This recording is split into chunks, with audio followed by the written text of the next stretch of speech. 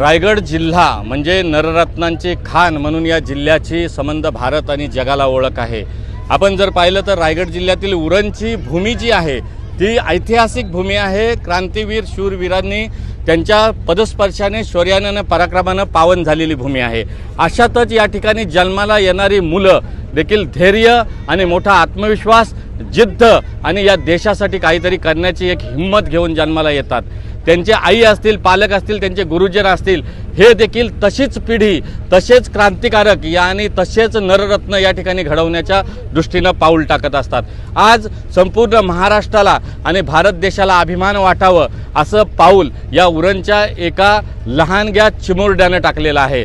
त्यानं एक विक्रम रचण्याच्या दिशेने पाऊल टाकलेलं आहे। विशेष म्हणजे आपण जर बघितलं तर मानस पाटील असं त्याचं नाव आहे आणि तो इतका उत्सुक होता की त्याने अथांग अशा सागरामध्ये या ठिकाणी झेप घेतलेली आहे आणि त्यातूनच त्याचा एक विश्वविक्रम रचला जाणार आहे।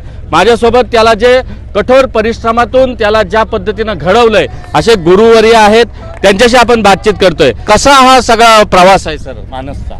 माझं नाव संतोष मनोहर पाटील आहे आणि मी इंटरनॅशनल स्विमर तसंच कोच आहे। हा जो इव्हेंट आहे हा ॲडव्हेंचर गेममध्ये येतो आणि हा ॲडव्हेंचर गेममध्ये येत असताना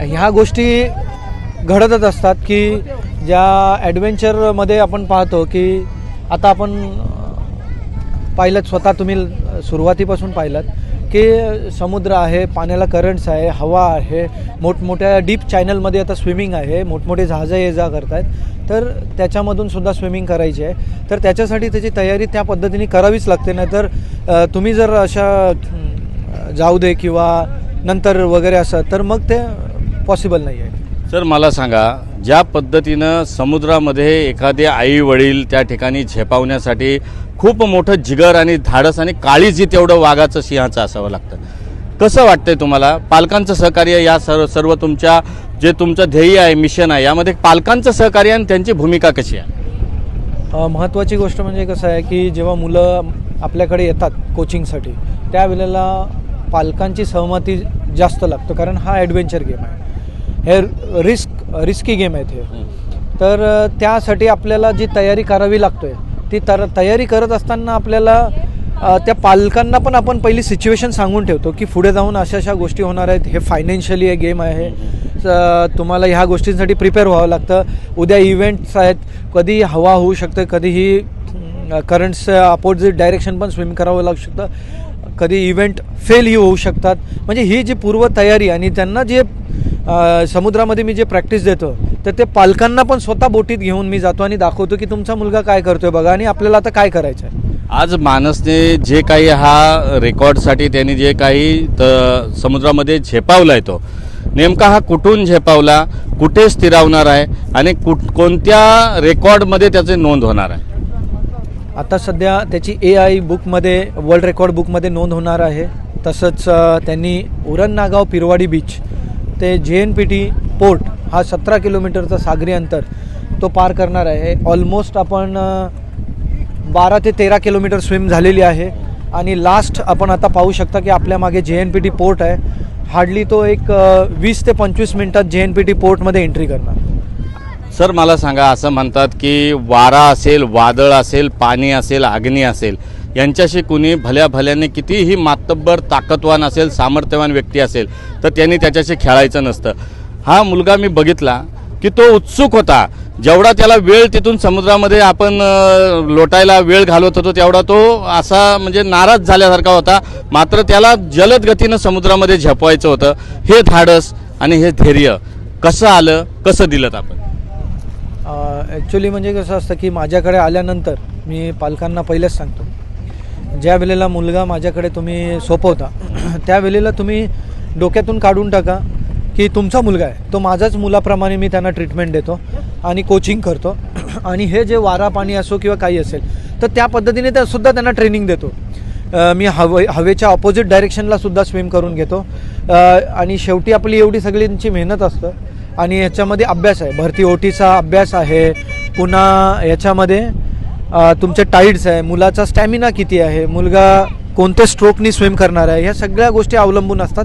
पूर्ण याचा अभ्यास करावा लागतो, तेव्हा जाऊन आपण या समुद्रामध्ये झेपतो. आपण बघतोय की 3 ते 4 तासापासून मानस त्या ठिकाणी कंटिन्यू पोहतोय, थकत नाही किंवा कोणत्याही प्रकारची त्याची तक्रार नाही. तो त्यांनी जो स्पीड पकडलेला आहे तो स्पीड त्याचा कायम आहे.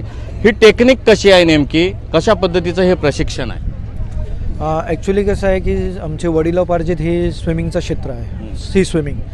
त्याच्यानंतर USA, UK, स्पेन, जपानला मी स्वतः स्विमिंग करून आलेलो आहे. तर फ्रॉम चाइल्डहूड आम्ही म्हणजे या फिशरमॅन फॅमिलीपासूनच. तर त्याच्यामुळे कसं आहे, समुद्राचाही नॉलेज आहे, बोटीचाही नॉलेज आहे, आणि स्वतः स्विमिंग केल्यामुळे काय झालेलं आहे की स्विमरची किती कॅपॅसिटी असतं. नुसतं बोटमॅन नाही आहे तर स्वतः स्विमर आहोत. त्याच्यामुळे काय होतं की स्विमर किती तास खेचू शकतो किंवा त्याचे आता हात कुठल्या कंडिशनला आले, त्याची ब्रिदिंग किंवा तो त्याचे मिनिटाला किती स्ट्रोक पडतात, हे सगळा अभ्यास करून मगच आपण पुढचं पाऊल उचलतो. सर, आत्तापर्यंत आपण असे किती इव्हेंट घेतलेले आहेत, कुठं कुठं आणि कोणत्या लेवलचे ते इव्हेंट आहेत, आणि हा जो इव्हेंट आहे त्याच्या पुढं आपण अनेक जे बघितले की मी लहान लहान मुलं जे आहेत, जे मानसच्या वयाचे आहेत, त्यापेक्षा मोठे आहेत, त्यापेक्षा लहान आहेत, ते देखील आता मानसला सपोर्ट करण्यासाठी किंवा त्याला प्रोत्साहन देण्यासाठी ते देखील समुद्रामध्ये झपावलेले आहेत. तर ह्या सर्वांची तुम्ही तयारी कशी करून घेतली? आत्तापर्यंत इव्हेंट कोणकोणते घेतलेत आपण? आत्तापर्यंत वर्ल्ड लॉंगेस्ट रिलेसुद्धा झालेला आहे, मुंबई टू गोवा, गोवा टू वसई, आणि Dharamtar to gateway of India, Dharamtar to gateway 6 times रिलेमध्ये येणं जाणं करून 300 किलोमीटर. पुन्हा ऑलराऊंड बॉम्बेचा वर्ली सिलिंग टू गेटवे, किंवा आपण Mandwa jetty to gateway of India, किंवा खंदेरी आयलंड, हे सगळे चॅनल म्हणजे ॲक्च्युअलमध्ये स्विम झालेले आहेत माझ्याकडून, आणि ते सर्चसुद्धा मीच केलेलं आहे. तर त्याच्यामुळे कसं झालं की स्विमर कोणते नवीन चॅनल किंवा त्याला नवीन काय, पूर्वी कसं असायचं, मोरा गेटवे, एलिफंटा गेटवे आणि धरमतर गेटवे हेच स्विमिंग असायची. त्याच्यानंतर मग मी जाऊन हे नवीन चॅनल घेतले, त्यांना स्विम मुलांकडून, वेगवेगळ्या मुलांकडून स्विम करून घेतले. त्यांनी आज अर्जुना पुरस्कार आहेत, त्यांना शिवछत्रपती पुरस्कार आहेत. प्रत्येक क्षेत्रामध्ये ते आज चांगल्या क्षेत्रामध्ये आहेत. हे सगळा अभ्यास असल्यामुळे हे करू शकतो. धन्यवाद. आपण ज्या पद्धतीनं या रायगडमधली एक सामर्थ्यवान आणि एक कर्तृत्ववान पिढी घडवण्यासाठी तुम्ही या ठिकाणी काम करताय. मानसच्या आई देखील आपल्यासोबत जोडलेल्या आहेत, त्यांच्याशी आपण बोलण्याचा प्रयत्न करूयात. ताई, मला सांगा, मानस जो आहे तो इतक्या मोठ्या अथांग सागरामध्ये झेपावलेला आहे आणि प्रथमच त्याने उडी मारलेली आहे. काय वाटतंय मनाला? अभिमान वाटतंय, भीती वाटते, की काय नेमकं मनात? अभिमान पण आहे आणि भीती पण वाटते थोडी. कसं त्याला तुम्ही ज्या पद्धतीनं त्याला असं तुम्हाला असं मनामध्ये कसं वाटलं की बाबा आपल्याला त्याला एक आंतरराष्ट्रीय दर्जाचा जलतरणपट्टू बनवायचं, कुठल्या भावनेनं तुम्ही त्याला या स्विमिंग क्षेत्रामध्ये ढकललेलं आहे? तसं त्यालाही आवड होतीच. हां, त्याचे कोच आहेत संतोष पाटील सर, त्यांनी त्याला या क्षेत्रामध्ये आणलं आहे आणि त्यांच्यामुळे तो आज जागतिक विक्रम करतोय. हा जो जागतिक विक्रम त्याच्या नावे नोंदवला जात आहे, एक पालक म्हणून तुम्ही असाल किंवा त्याचे वडील असतील, नातेवाईक असतील, आई आजोबा असतील, किंवा पूर्ण तुमचा नातेवाईक परिवार आणि गाव असेल, याच्यासाठी ही गोष्ट कशी अभिमानाची आहे? काय खूप खूप अभिमानाची आहे, कारण आमच्या फॅमिलीमध्ये अजूनपर्यंत असं काही झालेलं नाही आहे. त्यामुळे मला पण अभिमान वाटते. म्हणजे मानस जो आहे तो आता खूप चांगल्या पद्धतीनं त्याच्यावर एक रेकॉर्ड तर होईलच, मात्र शाळेमध्ये असेल किंवा महाराष्ट्रामध्ये त्याचं नाव देशामध्ये जगाच्या पातळीवर एक रेकॉर्डला ते नाव जाईल. ह्याच्या पुढं जर त्याला वेगवेगळ्या नाविन्यपूर्ण वैशिष्ट्यपूर्ण जर खेळामध्ये, जलतरण क्षेत्राशी संबंधित खेळामध्ये जर त्याला सहभागी व्हायचं असेल तर पालक म्हणून तुम्ही कसे समर्थन त्याला द्या? त्याला सपोर्ट करणार त्याला. आणि कसं वाटतंय मनाला आज? हा सगळा आनंद वाटतंय? आनंद पण वाटतोय, थोडी भीती पण वाटते.